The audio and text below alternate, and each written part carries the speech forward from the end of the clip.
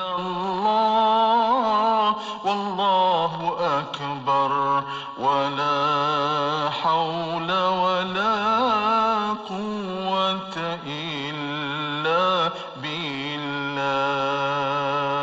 Hiburan mendidik jiwa hanya yang terbaik di IKIM, Inspirasi Inforia Islami.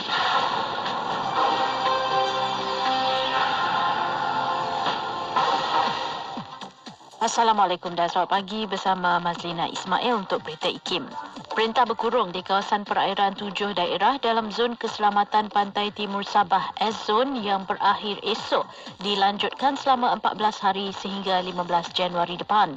Pesuruhjaya Polis Sabah Datuk Hazani Ghazali berkata perintah berkurung itu meliputi perairan Sandakan, Beluran, Kinabatangan, Lahad Datu, Kunak, Sempurna dan Tawau. Katanya orang ramai yang tinggal di kawasan berkenaan dilarang menghampiri atau berada di kawasan diisytihar antara 6 petang hingga 6 pagi. Perintah ini diteruskan bagi memastikan kawasan perairan berkenaan tidak diceroboh pengganas yang mengancam keselamatan penyelidik antarabangsa yang menjalankan penyelidikan dan pelancong asing yang melawat Pulau Peranginan, katanya dalam kenyataan media hari ini. Pihak berkuasa menahan 142 individu kerana ingkar arahan Perintah Kawalan Pergerakan Pemulihan PKPP menerusi operasi pematuhan di seluruh negara semalam. Menteri Kanan Keselamatan Datuk Seri Ismail Sabri Yaakob berkata kesemua 142 individu ditahan dikenakan tindakan kompaun. Katanya antara kesalahan ingkar arahan PKPP termasuk 78 gagal menyediakan peralatan merekod butiran pelanggan, tidak memakai pelitup muka, gagal mematuhi arahan penjarakan fizikal dan kesalahan lain-lain. Pasukan petugas operasi pematuhan diketuai Polis Diraja Malaysia PDRM membuat 40,152 pemeriksaan bagi memantau dan menguatkuasa pematuhan prosedur operasi standard SOP PKPP semalam. Sebarang butiran pelaksanaan ibadah haji bagi umat Islam Malaysia tahun hadapan masih belum diputuskan. Pengarah Eksekutif Haji Lembaga Tabung Haji TH Datuk Seri Syed Saleh Syed Abdul Rahman sehubungan itu meminta orang ramai supaya tidak terpengaruh dengan mana-mana maklumat berkaitan pelaksanaan ibadat haji 2021 Masihi 1442 Hijrah yang tular di media sosial sejak beberapa hari lalu. Katanya Menteri di Jabatan Perdana Menteri Hal Ehwal Agama Datuk Seri Dr. Zulkifli Muhammad Al-Bakri dan pengurusan kanan TH dijangka mengadakan mesyuarat dengan Menteri Haji Arab Saudi dan Menteri Agama Arab Saudi pada awal tahun hadapan. Katanya dalam satu kenyataan semalam, Datuk Seri Syed Saleh berkata TH akan mengumumkan keputusan perbincangan dan kesepakatan yang akan diambil oleh pemimpin kedua-dua negara berkaitan isu berkenaan. Sekian berita IKIM edisi jam 10 pagi. Assalamualaikum. Laporan berita tadi dari sumber bernama Kapsul Masa.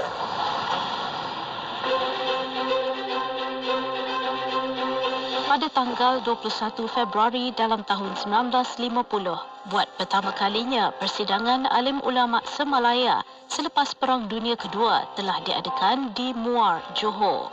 Persidangan ini dianjurkan oleh UMNO Melaya dengan kerjasama UMNO bahagian Muar dan Tangkak dan Jemaah Pengembangan Agama Muar.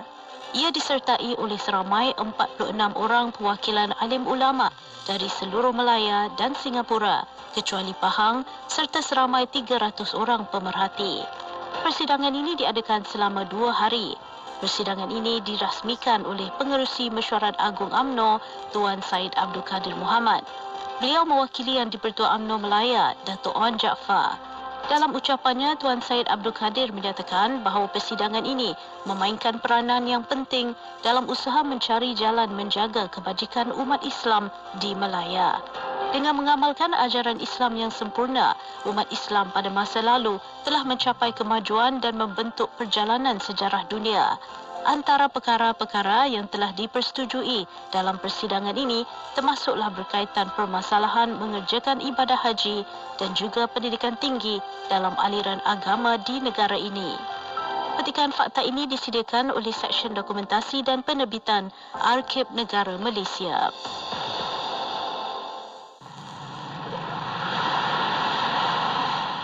أصبحنا وأصبح الملك لله والحمد لله لا شريك له لا إله إلا هو وإلى وإليه النشور أصبحنا وأصبح الملك لله والحمد لله لا شريك له لا إله إلا هو وإليه النشور أصبحنا وأصبح الملك لله والحمد لله لا شريك له لا إله إلا هو وإليه النشور Sesungguhnya kami terjaga dengan kerajaan ini seluruhnya adalah milik Allah. Dan segala puji bagi Allah, tiada sekutu baginya, tiada Tuhan selain Dia, dan kepadanya kami akan dibangkitkan.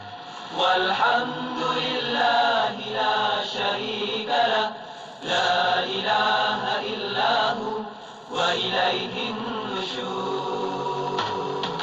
Selami ilmu untuk kehidupan kita seharian bersama Nur Hayati Paradi di Aspirasi 101. IKIM, Inspirasi Inforia Islami.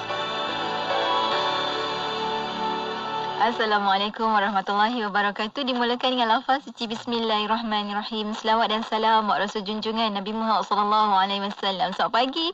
Salam aspirasi untuk semua sahabat pendengar IKIM, juga tak salam duha untuk semua sahabat pendengar tak kira di mana juga anda berada di dalam negara maupun di luar negara. Selamat terus dengarkan Radio Institut Kefahaman Islam Malaysia.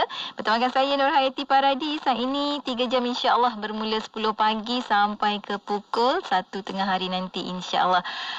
Alhamdulillah, satu hari lagi Allah kurniakan kita kesempatan untuk bernafas, untuk melakukan amal baik dan bertaubat kepadanya. Masya Allah, peluang-peluang itu harap-harap kita dapat gunakan sebaik mungkin dalam kehidupan kita.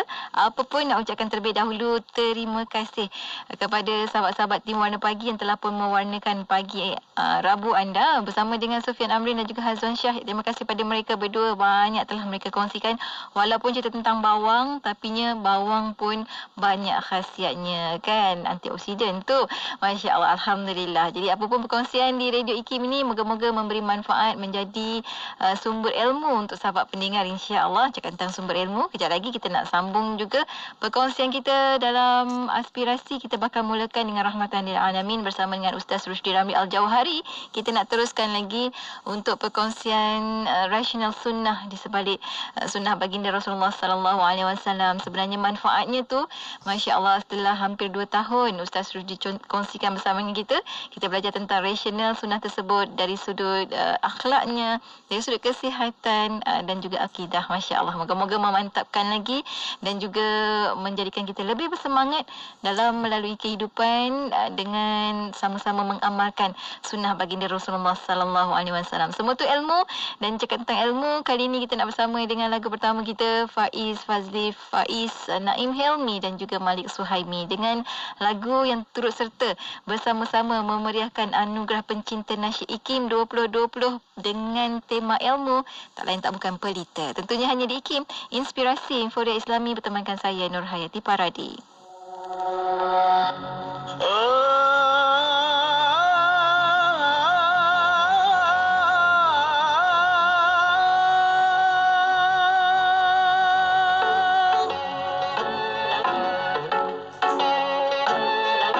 Darjatmu kan diangkat, bukti segala nikmat, begitulah ganjaran dari Tuhan. Membentuk peribadi, luhurnya sanubari, agar sucinya jiwa dari noda ilmu. Akal laksana mata, lihat cahaya sempurna. Pelita ilmu menjaga nafsu dari belenggu jiwa yang lesu. Pelita ilmu menjaga kalbu menjadi telakku.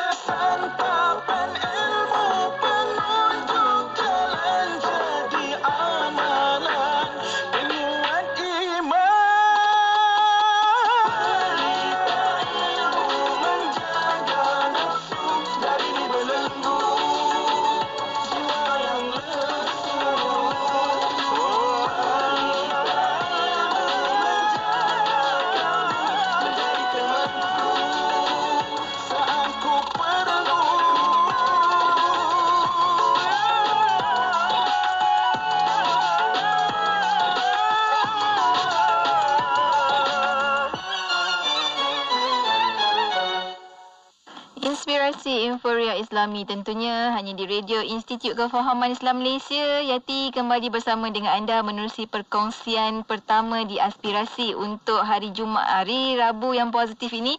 Untuk bersama dengan sahabat pendengar, perkongsian pertama kita tak lain tak bukan hari Rabu kita ada Rahmatan lil Alamin. Bersama dengan sahabat pendengar, tetamu tetap kita tak lain tak bukan Ustaz Rushdie Ramli Al-Jawahari di hujung talian kita saat ini. Assalamualaikum Ustaz. Waalaikumsalam warahmatullahi wabarakatuh. Masya-Allah. Terima kasih banyak Ustaz kerana sudi bersama sekali lagi. Rasanya sekejap je dah Rabu lagi dah kita. Bersama dengan Ustaz sekali lagi, masya-Allah. Kita nak kita dah Allahumma dah 2 tahun. Genap 2 tahun. Betul. Tadi pun saya sebut. Kita dah 2 tahun dah bersama dengan Ustaz. Rupanya kita belajar, kita nak mengamalkan sunnah. Kita belajar dalam segmen ni, kita belajar tentang rasionalnya di sebalik akhlak. Sunnah tersebut, akhlaknya, kesihatan dan juga dari sudut akidah. Masya-Allah. Moga-moga kita lebih bersemangat kan Ustaz kan untuk menjalani kehidupan bersama dengan mengikut sunnah baginda Rasulullah sallallahu alaihi wasallam. Dan untuk kali ini sebenarnya Ustaz nak kongsikan kita masih lagi dalam macam mana nak mendidik anak-anak daripada kecil dah masuk dah remaja dah ni kan. Ustaz nak kongsikan kita tentang surah An-Nur. Tapi sebelum tu Ustaz, minggu lepas kita ada terkucil sikit ujung tu, tiba-tiba terpotong sikit Ustaz kan. Allah Akbar lain kan. Tapi insya-Allah kita mulakan Ustaz dengan sedikit kita berikan perkongsian kita minggu lepas tentang rasional memisahkan tempat tidur dengan anak-anak ni. Hujung tu tentang psikologi macam mana untuk kesihatan sikit sebelum kita nak sambung untuk hari ni topik kita berkenaan dengan surah An-Nur. Silakan Ustaz. A'udzubillahi minasyaitonirrajim. Bismillahirrahmanirrahim. Assalamualaikum warahmatullahi wabarakatuh. Innal hamdalillah nahmaduhu wa nasta'inuhu wa nastahdihi wa nastaghfiruh wa na'udzu billahi min shururi anfusina wa min sayyiati a'malina may yahdihillahu fala mudilla lahu wa may yudlil falan tajida lahu waliyyan mursyida. Qala rabbi shrah li sadri wa yassir li amri wahlul 'uqdatam min lisani yafqahu qawli fa amma. Terima kasih DJT. Alhamdulillah kita masih diberikan kesempatan oleh Allah Subhanahu wa taala bersama untuk kita menyambung kembali siri pengajian kita daripada rasional, sains, akhlak, psikologi, kesihatan dan adat Melayu berkaitan dengan semua amalan sunnah Nabi sallallahu alaihi wasallam dalam rahmatan lil alamin. Itulah rahmat Allah, itulah maksudnya Nabi diturunkan kepada kita sebagai tanda kasih sayang Allah pada kita semua, insya-Allah kan. Okey, tak lupakan pada sidang pendengar yang dirahmati oleh Allah SWT dan yang menonton kita di FB IKIM FM. Saya sebenarnya dalam camp ni tu, dalam camp remaja, camp Smart Muslim. Sepatutnya bermula pukul 10 tapi hari Rabu ni saya terpaksa lewatkan bermula jadi pukul 11. Jadi saya minta semua anak-anak murid saya dalam camp ni untuk menonton IKIM. Alhamdulillah. Menonton di FB IKIM. Selamat datang ke IKIM. Okey. Okey, insya-Allah. Minggu lepas, Alhamdulillah, mungkin ada masalah sikit, masalah talian, kita terberhenti. Tapi saya rasa yang lepas saya sempat habiskan Yati walaupun Yati tidak ada di skrin. Tapi saya terus lihat sikit, walaupun yelah kita terkeliru. Ni dah ada masih bersiaran ke apa ke? Tapi tak apa, saya terus juga sikit lah insya-Allah. Okey, sebagai ulangan sebelum kita masuk tajuk yang baru pada hari ini insya-Allah, yang lepas kita bicara tentang rasional pisah tempat tidur. Kan? Rasional pisah tempat tidur. Kenapa perkara itu sangat dititik beratkan dalam agama kita dan Nabi SAW sangat berpesan kepada kita untuk kita melaksanakan dan jumhur fuqaha mengatakan wajib memisahkan tempat tidur ketika berumur 10 tahun. Tapi daripada prosesnya adalah 7 tahun. Itu kenapa hadis yang disebut oleh Nabi SAW daripada Abdullah bin Amr al-As tu mengenaan bahawa muru auladakum bis-salah wa hum abna'u sab'i kan, ketika umur 7 tahun. 7 tahun ni dah proses pertama sebenarnya. Sebab ikut psikologi yang kita bincang lepas, Allahumma salli ala sayyidina Muhammad, 7 tahun ni adalah fatrah umur ready to learn. Maksudnya dia dah bersedia untuk belajar. Dari rasional akhlak pula kita bincang tentang 7 tahun ni adalah waktu yang dah dikira sah segala ibadah yang dilakukan. Waktu yang dikira sah segala ibadah yang dilakukan. Rentetan daripada itu sebenarnya pisah tempat tidur bukanlah 10 tahun itu kita buat secara drastik. Dia bermula daripada 7 tahun. 7 tahun. Jadi kita pendidikan pertama sebab kalau tiba-tiba dia tidur dengan kita kan, anak kita tidur dengan kita dan tiba-tiba kita nak pisahkan dia. Tidur pada pasti kita akan menghadapi kesukaran. Pasti anak-anak tu menangis, pasti anak-anak tu terkejut kan, terkejut. Sebab itu prosesnya daripada 7 tahun, daripada 7 tahun. Dan kalau kita perasan yang yatim mungkin kita dan pendengar sekalian yang terlepas pada minggu lepas adalah saya sebut kuncinya adalah as-salah. Kunci segalanya adalah as-salah. Sebab itu untuk menyelamatkan anak kita daripada yang kita panggil dari sudut rational science, kalau kita tak pisahkan tempat tidur, antara bahayanya adalah hypersexual disorder kan, hypersexual disorder. Dia mengalami suatu keselaruan gangguan terhadap kecanduan seks. Kecanduan seks. Itu yang paling bahaya. Sebab bila 7 tahun dia dah mengerti semuanya, dia dah mengerti, memorinya dah berfungsi, memorinya berfungsi. Sebab itu kalau dia melihat perkara-perkara yang mungkin tak sepatutnya dia lihat, akan timbul nanti dalam diri dia suatu kecelaruan, satu kecelaruan. Disebut oleh Dr. Dr. Rizal Abu Bakar, pakar neurologi.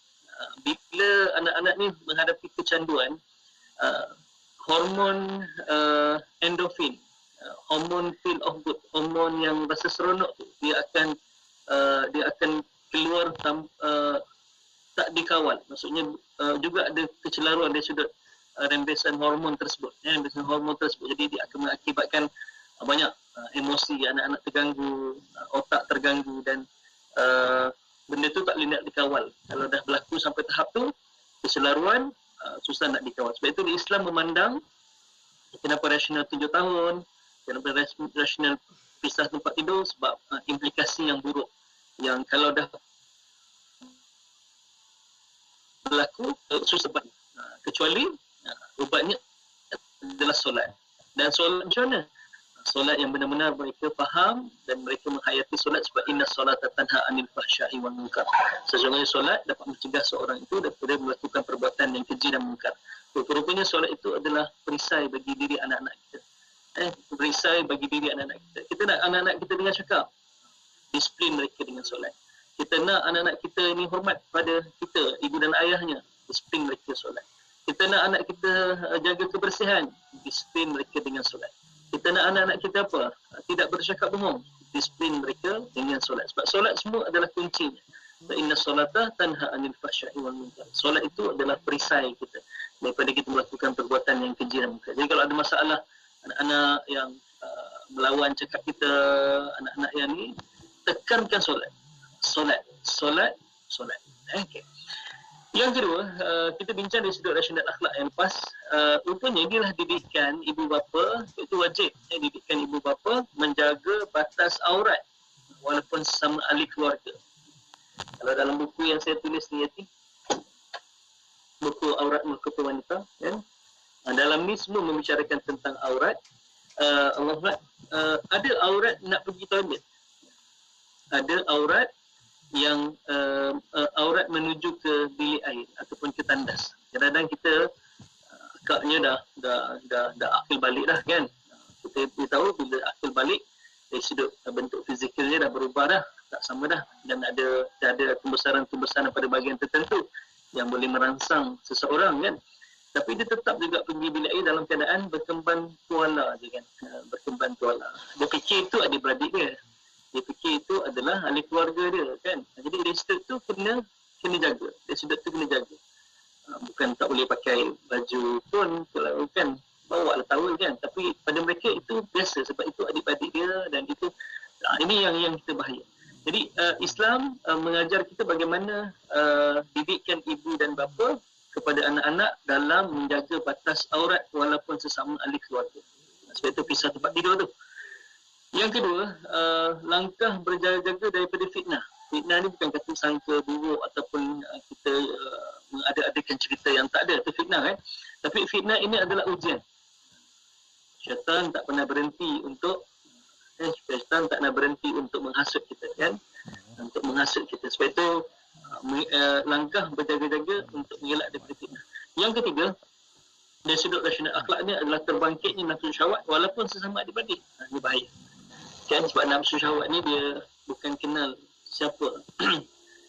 kalau ditunjuk oleh Imam Al-Ghazali, dia kaitkan ataupun dia buat satu analogi tentang nafsu yang tidak ditarbiah ni, umpama kita diberikan seekor kuda yang liar, kuda yang liar.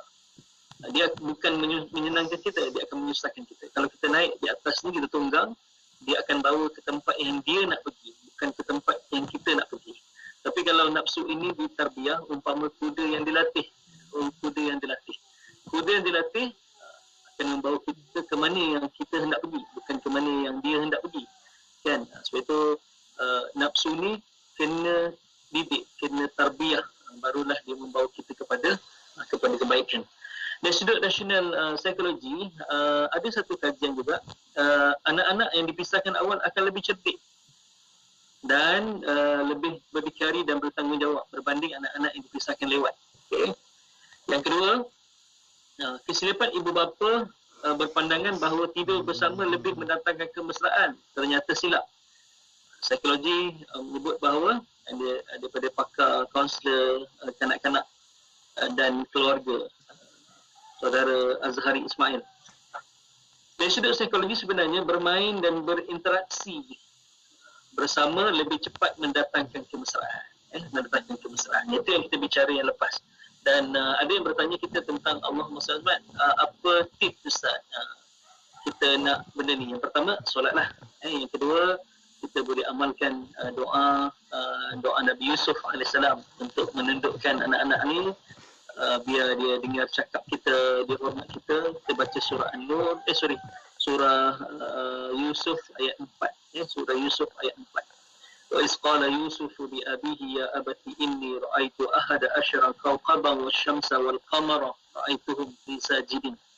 Ketika Nabi Yusuf AS berkata kepada bapanya, wahai bapaku, sesungguhnya aku melihat dalam mimpiku matahari, bulan dan 11 bintang ataupun 11 planet sujud kepadaku. Ra'aituhum li sajidin, sujud kepadaku. Jadi kita boleh amal dengan keberkatan ayat ni.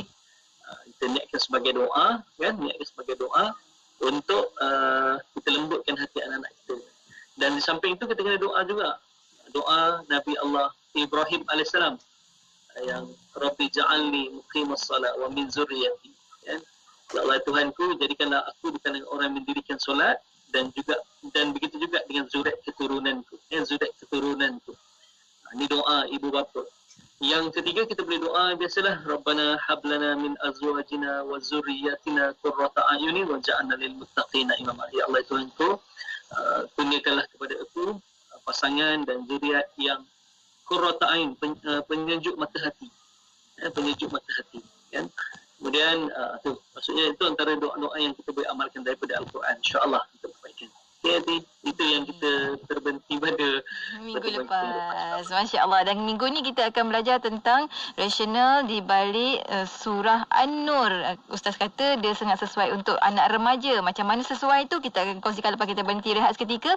Untuk sahabat pendengar yang sedang ikuti perkongsian di FB IKIM FM, saat ini tekan butang share supaya lebih ramai lagi dapat sama-sama mendidik anak-anak mengikut cara baginda Rasulullah sallallahu alaihi wasallam. Kita akan sambung lepas kita berhenti rehat seketika, kembali selepas ini tentunya hanya di IKIM, Inspirasi Inforia Islami.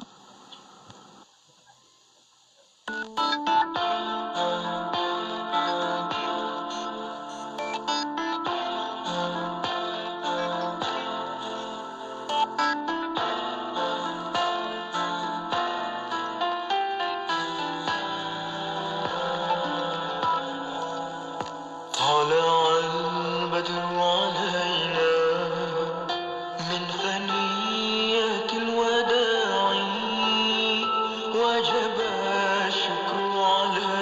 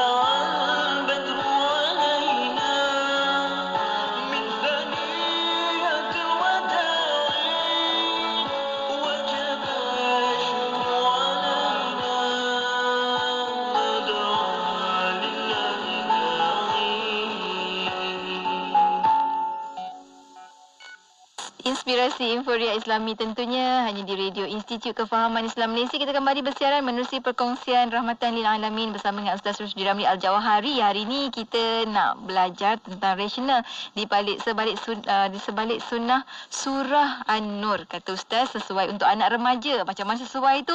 Jom kita dengarkan. Silakan Ustaz. Auzubillahi minasyaitonirrajim. Bismillahirrahmanirrahim. Allahumma salli ala sayyidina Muhammad wa ala ali sayyidina Muhammad. Okey. Disebut dalam kitab Tarbiyatun Nabawiyah lil Atfal. Syekh Muhammad Nur Al-Hafiz, Syekh Muhammad Nur Al-Hafiz disebut bahawa Allahumma salli ala sayyidina Muhammad, antara cara kita nak menundukkan nafsu anak-anak ni kan, disebut bahawa 9 langkah pembinaan dorongan syahwat anak-anak. Disebut dalam kitab tersebut ada 9 cara untuk Allahumma salli ala Muhammad untuk mengawal nafsu syahwat anak-anak. Bila anak ada akil balik, kita tak boleh nak elak, dia dah ada nafsu, dia dah ada nafsu syahwat. Bagaimana kita nak memandu, bagaimana kita nak mengawal nafsu itu, dan kita pandu dia ke arah yang lebih baik, kan? Mandu dia ke arah yang lebih baik. Okay. Sebab kita tak nak lari pada itu, sebab memang manusia diciptakan oleh Allah SWT memiliki akal dan nafsu. Akal dan nafsu. Jadi kalau kita bincang tentang nafsu tadi, analogi yang dibuat oleh Imam Al-Ghazali tentang nafsu itu umpama kuda liar. Jadi kalau nafsu itu tidak ditarbiyah, dia umpama kuda liar. Dia akan membawa ke mana yang nafsu nak pergi. Ke mana kuda yang liar tu nak pergi, bukan ke mana kita nak pergi. Jadi bagaimana kita nak memandu kuda yang liar ni, kita nak menunggang kuda yang liar ni. Pertama sekali adalah kita kena didik. Dan menariknya saya ialah Allah Alam, dia orang dapat tahu daripada mana bila ada anak ke, ada cucu ke lahir, mesti dia kata, mesti Cik Ustaz Rusdi dia kata. Kadang-kadang dia telefon saya daripada Kedah, dia telefon saya daripada Perak, dia kata, Ustaz, saya tahu Ustaz dia pandai beri nama-nama yang baik pada anak-anak ni kan. Boleh tak beri nama? Yang uniknya, ada seorang tu, dia kata, Ustaz, saya baru beli kuda 2 ekor. Kuda 2 ekor. Boleh tak Ustaz, saya nak minta nama kuda? Nama kuda yang terbaik untuk ini. Sebab dia kata Allahumma salli ala Muhammad, juru latih kuda, dia hantar kuda ni untuk dilatih, untuk dijinakkan. Dan kata juru latih ataupun yang penjinak kuda ni, pertama sekali sebelum jinakkan kuda mesti letak nama, mesti beri nama pada kuda tersebut. Itu syarat dia pertama. Jadi kan kita dalam Islam bukan kuda je tau, nama anak kita kena berikan nama yang baik kan. Nama yang baik. Selain daripada doa kita bincang sebelum ni kan. Rupanya nama ni boleh menjinakkan binatang. Beri nama pada binatang boleh menjinakkan binatang. Itu kata pakar yang menjinakkan kuda lah. Kuda pun kena ada nama. Dia kata, Ustaz, mesti ada kena ada nama. Baru dah dia jinak. Kalau tak ada nama, dia susah nak jinak. Okey. Macam tu.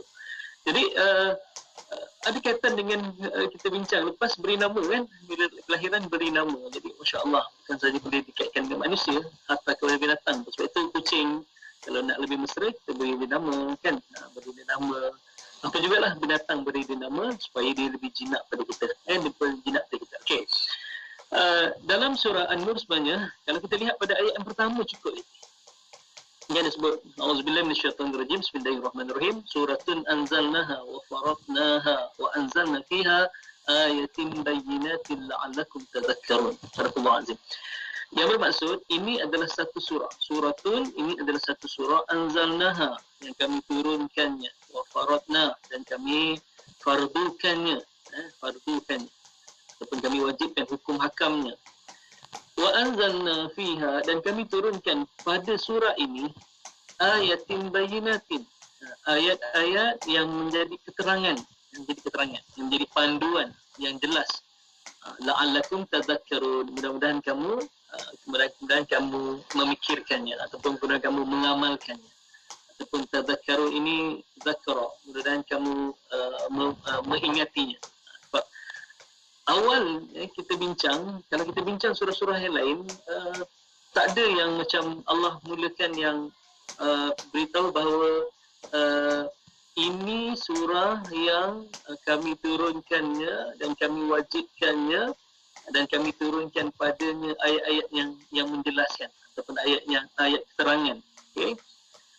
Inilah surah yang awal yang Allah beritahu.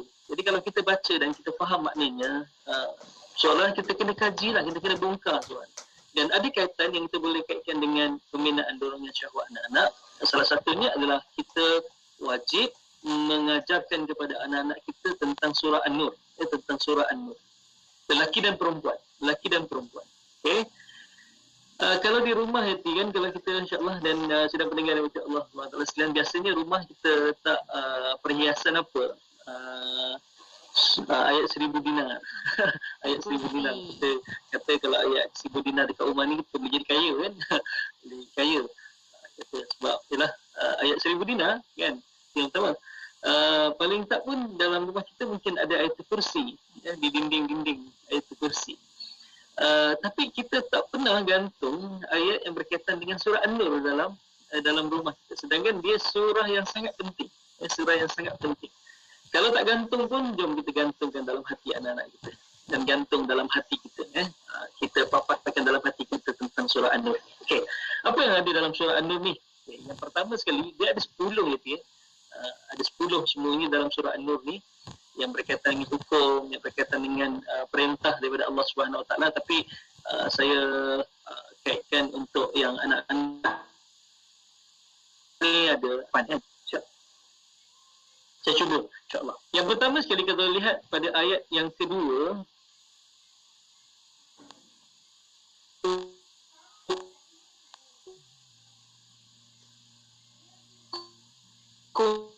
Semasa yang bersama kita boleh buka surah An-Nur insya-Allah.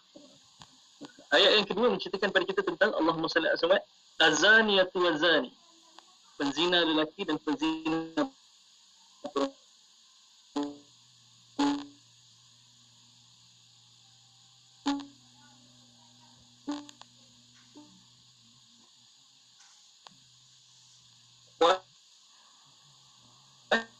Ustaz boleh ulang semula tak Ustaz? Sebab kita pukul setiap seorang 1000.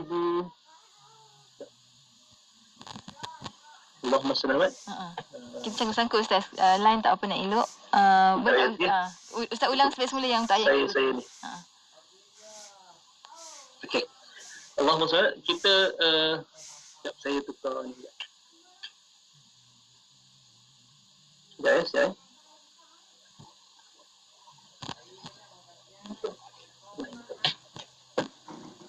Okey, terus insya-Allah. Kita sambung sekejap lagi. Kalau kita rujuk pada ayat yang kedua surah An-Nur sebenarnya, Allahumma salli ala Muhammad, minta maaf pendengar di luar sana. Kalau di MB IKIM ni dia tahu apa yang berlaku. Tapi yang mendengar kita di radio mungkin tak tahu apa yang berlaku. Ada masalah talian sekejap, ada masalah talian. Alhamdulillah kita dapat kembali. Okey. Allahumma salli ala sayyidina Muhammad. Kalau kita rujuk tentang ayat yang kedua sudah memberikan amaran kepada kita.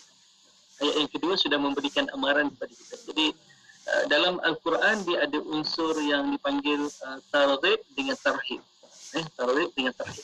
Yang menakutkan, ancaman, dan satu lagi yang menyeru, yang memujuk. Okey. Kalau kita rujuk azaniyatu wazani fajlidu, dah ada sebut dah hukuman dia. Sebenarnya inilah hukuman kepada penzina. Awal dah ada dah. Jadi ini sebagai belum masuk lagi tentang nak bincang tentang apa dalam surah An-Nur ni. Ayat kedua sudah memberikan kepada kita tanda amaran, berhati-hati. Macam kalau kita bawa kereta kan, memandu kereta, sampai di tempat ada tanda isyarat berhati-hati, awas, kawasan pembinaan kan. Jadi kita akan memperlahankan kenderaan kita dan kita memandu dengan berhati-hati, ataupun jalan licin kita terus berhati-hati. Sama juga dalam surah ini, sebelum kita masuk mengkaji tentang surah An-Nur, sama sekali ada ayat yang memaksa kita untuk berhati-hati. Ada ayat amaran, Itu hebatnya surah An-Nur ni. Jadi kalau penzina lelaki dan perempuan, Allah suruh pukul 100 kali pukulan, rotan, sebatan. Dan disebut wala ta'khuzkum bihi ma ra'fatun fi dinillah. Jangan kamu rasa belas kasihan kepada mereka. Nampak? Bila jangan kamu rasa belas kasihan kepada mereka, ini adalah satu ancaman yang kuat sebenarnya. Okey. Kalau yang kedua, Allahumma salli ala Muhammad, kita bincang yang kedua, ayat yang kedua, larangan berkahwin dengan penzina. larangan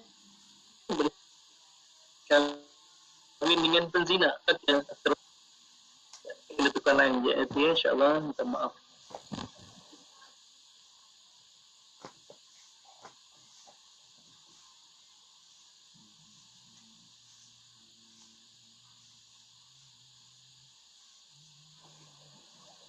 Okey, alhamdulillah. Okey, ada komen daripada pendengar kita yang minta maaf. Dia kata okey dah line clear, Slim River, alhamdulillah. Baru je dengar pasal surah An-Nur dalam segmen Ibrah baru ini. Fitnah kepada Sayyidina Aisyah. InsyaAllah kan. Okey. Ayat seterusnya, ayat yang ke larangan berkahwin dengan penzina. Dia sebut dalam ayat yang ketiga. Maksudnya lelaki yang berzina lazimnya tidak ingin berkahwin melainkan dengan perempuan yang berzina atau perempuan musyrik, dan perempuan yang berzina itu pula lazimnya tidak ingin berkahwin dengannya melainkan oleh lelaki yang berzina atau lelaki musyrik, dan perkahwinan ini demikian terlarang kepada orang-orang yang beriman. Ini jadi larangan berkahwin dengan berzina kan. Disebut bahawa dalam surah An-Nur pula ayat 20 Allahumma salli 26, wanita yang baik untuk lelaki yang baik. Wanita yang baik untuk lelaki yang baik. Kadang-kadang kita baca surat jemputan orang nak kahwin nanti kan. Ya Allah, kundakanlah kami seumpama pasangan seperti Rasulullah dengan Sayyidina Khadijah kan. Kemudian jadikanlah kami pasangan yang terbaik seumpama macam Sayyidina Ali dengan Fatimah. Ya Allah, jadikan kami pasangan terbaik umpama macam Yusuf dengan Zulaikha. Kita jadikan aku pasangan yang baik macam Nabi Sulaiman dengan Balqis. Kita nak macam tu semua kita kan. Tetapi kita tak fikir sebenarnya lelaki yang baik adalah untuk perempuan yang baik dan wanita yang baik adalah untuk lelaki yang baik. Kalau kita rujuk dalam surah An-Nur ni ayat 26, disebut bahawa wanita-wanita yang keji adalah untuk lelaki-lelaki yang keji. Dan lelaki-lelaki yang keji adalah untuk wanita-wanita yang keji. Dan wanita yang baik adalah untuk lelaki yang baik. Dan lelaki yang baik adalah untuk wanita yang baik. Jadi, ini proses kita sebenarnya nak mencari pasangan, kita kena perbaiki diri kita untuk kita dapat pasangan yang baik. Kalau kita tak perbaiki diri kita, macam mana kita nak dapat pasangan yang baik? Sebab itu Allah akan tentukan pasangan yang baik itu adalah dengan lelaki yang baik dengan wanita yang baik, dan wanita yang baik adalah dengan lelaki yang baik. Ini yang kita boleh ajarkan kepada mereka. Kalau nak dapat suami yang baik dan dapat keluarga yang baik, kena jadi baik daripada sekarang. Kena jadi baik daripada sekarang. Kan? Okey, seterusnya. Yang ketiga, hukum menuduh orang zina. Hukum orang zina. Sebab itu dalam surah An-Nur ni sangat penting. Dalam ayat 4 dan 5, maksudnya dan orang-orang yang melemparkan tuduhan zina kepada perempuan yang terpelihara kehormatannya. Kemudian mereka tidak membawa 4 orang saksi, maka sebatlah dengan 80 kali sebatan. Jadi ini sebenarnya hukum menuduh orang zina. Kadang-kadang kita ni Allah, kita lebih laju daripada hakim, kita lebih laju daripada wartawan. Kita bawa orang tu dihadapkan ke mahkamah, belum lagi disabitkan kesalahan, kita dah menjatuhkan hukuman pada dia. Kita dah menjatuhkan hukuman pada dia. Itu sebenarnya kita kena didik anak-anak kita dari awal, sebab sekarang ni zaman teknologi, maklumat di hujung jari kan. Maklumat hanya boleh kita buka di handset kita. Jadi anak-anak kita akan terpapar benda ini. Kadang-kadang bukan dia buka pun, dia terpapar secara automatik. Jadi bila macam ni, bagaimana dengan tanggapan kita? Sebab itu dalam surah ini telah memberitahu kepada kita tentang larangan ataupun macam mana garis panduan. Sebab itu kita tak boleh menuduh orang. Okay? Seterusnya Allah dalam surah An-Nur juga ayat hukum yang keempat, hukum menyebarkan cerita dusta. Disebut bahawa ayat ni panjang dalam surah An-Nur ni panjang. Jadi Allah SWT, saya ambil sikit. Sepatutnya semasa kamu mendengar tuduhan itu, orang-orang yang beriman, lelaki dan perempuan, menaruh baik sangka kepada diri orang tersebut dan diri mereka sendiri dan berkata, ini adalah tuduhan dan dusta. Jadi bagi orang yang beriman ni, bila dapat berita-berita berkenaan dengan tak tahu tentang asal usulnya, tak tahu tentang cerita sebenarnya, kita lebih bersangka baik itu adalah lebih tepat, ataupun kita bersangka baik itu adalah lebih disukai berbanding kita meletakkan sangka buruk ataupun menuduh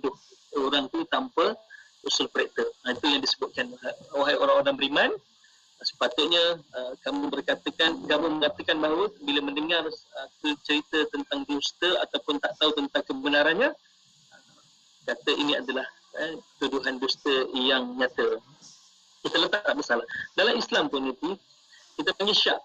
Syak ni kalau ikut dalam hukum fiqh dia 50-50, tak tahu, tapi dia lebih cenderung kepada tak betul. Kalau zon dalam bahasa Arab pula dia 50-50 tapi ke arah yang lebih betul. Contohnya macam kita solat, kita tak pasti mana arah kiblat tapi kita rasa sinilah. Jadi sebab itu zon, zon sah solat kita. Kira tepat. Tapi kalau syak, aku syak kau curi duit aku ni. Jadi bila syak dalam bahasa Melayu, syak ni dah tuduh dah. Syak ni dah tuduh dah. Tapi sebenarnya kalau syak, kita kena meletakkan orang tu tak bersalah dulu. Kita meletakkan orang tu tak bersalah. Maksudnya tuduhan kita salah dulu. Baru dibuktikan. Dia betul atau tidak. Ataupun dia memang benar-benar kesalahan. Sebab itu bila kita syak orang, kita jangan hukum dulu. Kita meletakkan, ni tak betul lah ni. Ni cerita, ni mungkin palsu lah. Itu sebenarnya surah An-Nur mengajar kita. Bila kita mendengar berita-berita, berita-berita yang kita tak tahu kebenarannya, kan? Dan seterusnya kalau kita bincang tentang hukum kelima, dia ada hukum tentang adab bertamu dan berkunjung rumah orang. Dan ini kita boleh ajar pada anak-anak kita. Wahai orang-orang beriman, janganlah kamu masuk ke dalam mana-mana rumah yang bukan rumah kamu, sehinggalah kamu Kita putus Ustaz dan kita akan sambung lepas kita berhenti rehat seketika untuk anda jangka mana-mana teruskan kesetiaan bersama kami tentunya hanya di IKIM Inspirasi Inforia Islami. Radio IKIM 2020 memberi anda pengisian terbaik di waktu pagi bersama Pian dan Hazwan di Warna Pagi IKIM setiap Isnin hingga Jumaat 6 hingga 10 pagi. An-Nur yang banyak menghabiskan 30 juzuk dalam masa 55 hari. Program tu lebih kurang 90 hari lah. Subhanallah. Dan Darwis sendiri diiringi dengan lagu-lagu nasyid terbaik di Malaysia.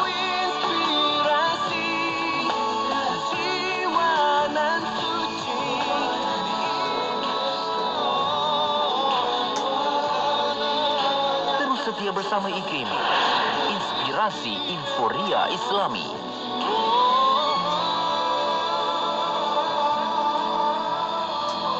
Sedapnya susu Wildan dan segarnya susu Wildan dan. Mak, susu ni lah yang Ica bagi tahu Mak hari tu. Susu Wildan. Oh, susu Wildan ni. Mak memang dah biasa dengar susu Wildan. Tapi macam mana nak beli?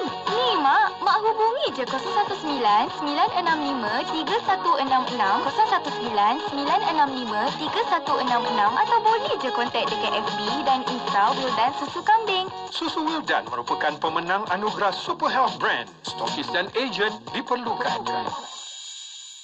Penantian selama 20 tahun penduduk di Bandar Tasik Kesuma, Beranang, Selangor sungguh mendambakan sebuah masjid sebagai pusat berjamaah, beribadah dan beraktiviti. Selama ini mereka menunaikan solat Jumaat, solat Aidilfitri serta lain-lain ibadah di 3 buah surau yang semakin sesak untuk menampung lebih 3,000 penduduk. Berwakaflah untuk pembinaan kompleks Masjid Bandar Tasik Kesuma, Kombat. Selagi masjid itu kekal, selagi itu pahala akan mengalir kepada pewakafnya. Wakaf, hadiah teristimewa untuk ibu ayah tersayang. Moga berpanjangan pahala wakaf untuk kita serta ibu dan ayah tersayang hingga ke akhirat. Semudah di hujung jari anda, transfer online semudah RM1,000 seorang untuk seramai 20,000 orang penginfak.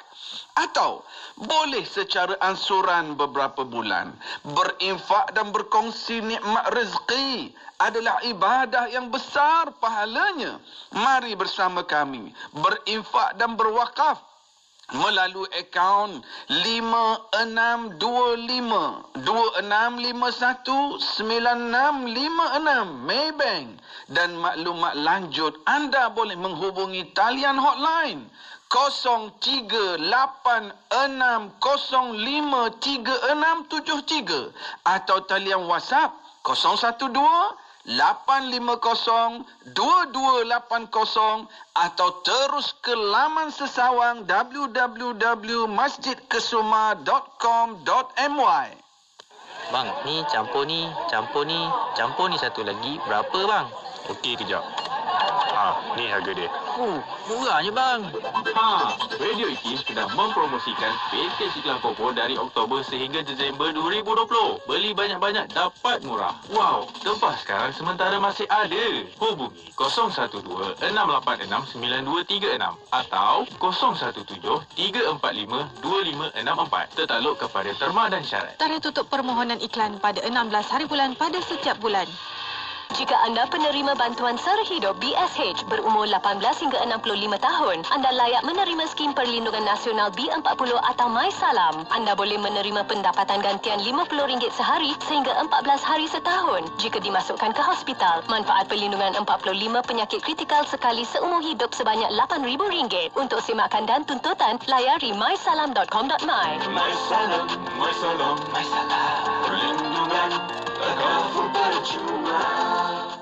Inspirasi Inforia Islami tentunya hanya di Radio Institut Kefahaman Islam Malaysia. Alhamdulillah kembali kita bersiaran waktu ini. Dah dapat dah Ustaz Rusdi kembali untuk bersama kita kongsikan rasional di sebalik surah An-Nur. Ustaz dah kongsikan 5 daripadanya tentang didikan, tentang ayat lelaki lebih baik untuk perempuan yang lebih baik, dan juga hukuman tuduhan orang yang berzina. Kemudian yang keempat, hukum sebar cerita dusta, syak-syak ni tak kira lagi. Dan kemudian yang kelima, adab bertamu dan berkunjung ke rumah orang. Yang boleh kita didik anak-anak kita menerusi surah An-Nur. Kita sambung lagi Ustaz, silakan. Okey, minta maaf untuk Allah SWT sekalian.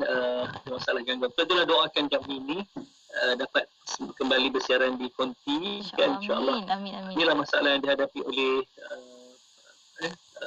penyumbang slot. Kadang-kadang masalah talian, kadang-kadang terpaksa berada di luar, dan talian di luar tak berapa baik kan. Jadi tak apa, insyaAllah doakan mudah-mudahan kes COVID di Lembah Kelang ni dapat turun, dapat dikawal dengan baik. Jadi kami boleh kembali ke Konti untuk persiaran tanpa ada gangguan, insyaAllah. Jadi doa semua tu mudah-mudahan Allah kabulkan dan Allah memberikan kemudahan kepada kita untuk terus berkongsi, insyaAllah. Okey, nanti tadi kita berhenti pada hukum yang kelima. Berarti pun dah sentuh sikit tadi tentang adab bertamu dan berkunjung.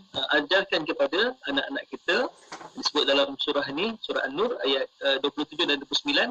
Janganlah kamu masuk ke mana-mana rumah yang bukan rumah kamu sehingga kamu terlebih dahulu memberi salam dan meminta izin untuk masuk. Yang demikian adalah lebih baik bagi kamu supaya kamu beringat untuk mematuhi cara dan peraturan yang sopan itu. Maka sekiranya kamu tidak mendapati sesiapa yang untuk memberi izin, maka janganlah kamu masuk ke rumah itu sehingga kamu diberi izin. Sebab ni ialah ruang privasi kan seorang. Dan jika dikatakan adalah kepada kamu, baliklah, maka hendaklah kamu berundur balik. Jangan marah tuan rumah pula kan. Yang keduanya, Allahumma salli ala Muhammad, cara yang demikian lebih baik dan suci bagi kamu. Dan ingatlah Allah Maha mengetahui dengan apa yang kamu lakukan dan tidak menjadi kesalahan kepada kamu untuk memasuki mana-mana rumah yang tidak didiami orang. Jadi tak ada masalah, tak minta izin pun tak apa. Tapi Islam ajar kita kan, kita beri salam, Assalamualaikum wa ala ibadillahi salihin. Ya, Assalamualaikum wa ala ibadillahi salihin. Jadi kita beri salam walaupun tak ada orang, kita beri salam macam tu. Kalau ada orang, Assalamualaikum warahmatullahi. Kalau tak ada orang, Assalamu alayna wa ala ibadillahi salihin. Assalamu alayna wa ala ibadillahi salihin. Dan yang keduanya, kalau macam kita masuk ke bilik hotel kan, bilik hotel, rumah yang tidak berhuni kan, beri salam, cara Assalamu alayna wa ala ibadillahi salihin. Itu yang diajarkan kepada kita. Dan seterusnya, ni penting untuk anak-anak kita kan. Hukum menjaga, ni hukum ke-6, hukum menjaga pandangan dan memelihara kehormatan. Ini dalam surah An-Nur ayat 30 dan 31. Katakan Muhammad, orang lelaki yang beriman, kepada orang lelaki yang beriman, untuk orang lelaki, supaya mereka menyekat pandangan mereka, ini daripada memandang perkara yang haram, tundukkan pandangan dan memelihara kemaluan mereka ataupun kehormatan mereka. Okey. Dan bagi orang-orang perempuan pula pada ayat yang sama juga disebut bahawa dan katakanlah kepada perempuan-perempuan yang beriman supaya menyekat pandangan mereka. Kalau lelaki dua tadi, pertama tundukkan pandangan bila melihat perkara yang haram, yang kedua jaga kemaluan mereka, jaga kehormatan mereka. Bagi wanita pula dia banyak sikit berbanding lelaki. Yang pertama menyekat pandangan mereka, yang kedua menjaga kemaluan mereka ataupun kehormatan mereka, dan jangan mereka memperlihatkan perhiasan tubuh mereka kecuali yang zahir daripadanya, mazhara minha, yang biasa itu muka dan kedua pergelangan tangan. Itu je yang boleh dipamerkan. Okey. Dan seterusnya Allah SWT dan hendaklah mereka melabuhkan tudung mereka melepasi dada mereka, ataupun dalam ayat ini sebut menutup belahan leher bajunya dengan tudung kepala mereka. Maksudnya melabuhkan tudung. Jadi orang perempuan kena melabuhkan tudung. Macam Yati pakai kan ni kan, tudung yang labuh, tudung labuh. Ini antara yang disebut dalam surah An-Nur. Bukan pakai tudung yang lilit kepala, tudung yang kena ikut sebab ada kesan sampingan ada kesan sampingan betul. Dan janganlah mereka memperlihatkan perhiasan tubuh mereka. Jadi sini ada banyak ada 3 perbahasan tentang tu. Yang pertama ialah Allah SWT yang disebut tentang tu adalah aurat, yang kedua tentang perhiasan solikan kan. Itu yang ni disebut bahawa janganlah melihatkan perhiasan tubuh mereka melainkan kepada suami mereka, ibu bapa mereka dan orang-orang yang haram nikah dengan mereka. Itu tidak menjadi kesalahan lah. Kan? Okey. Dan kalau kita lihat ada pepatah Melayu sebut kan. Pepatah Melayu sebut ataupun pantun-pantun. Dia sebut dari mana datangnya lintah, dari sawah turun ke kali. Daripada mana datangnya cinta, daripada mata turun ke hati. Kalau kita boleh pantun ni, dari mana datangnya nafsu kan. Daripada mana datangnya fitnah kan. Kalau lintah fitnah kan, dari mana datangnya fitnah, daripada mata turun ke hati. Kalau pantun Melayu, daripada mana datangnya lintah, daripada sawah turun ke kali, daripada mana datangnya cinta kan, daripada mata turun ke hati. Jadi kalau kita nak tukar, kita tukar dari mana datangnya lintah, dari sawah turun ke kali, dari mana datangnya fitnah, dari mata turun ke hati.